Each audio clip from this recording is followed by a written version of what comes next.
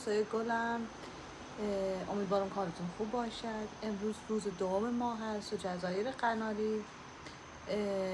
از صبح که بیدار شدیم الان ساعت 9 همش بارون اومده، الان یه ذره بند اومده، میخوایم بریم بیرون صبحانه بخوریم ببینیم هوا چجوریه. با ما همراه باشید. نه کنار دریا که مردم دارن آفتاب میگیرن.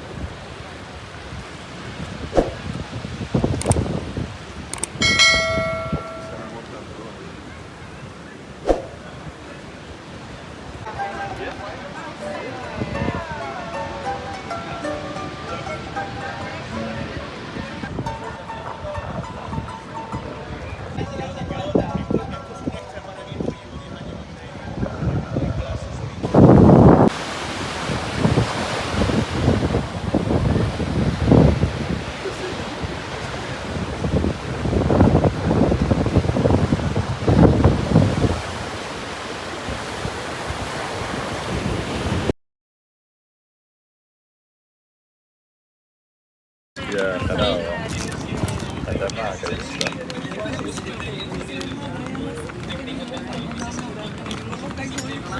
قانون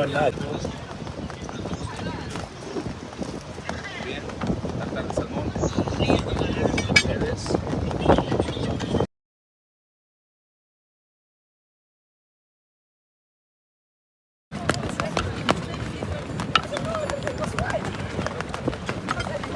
ده من رايح شوانك Yeah. To finish? No, but just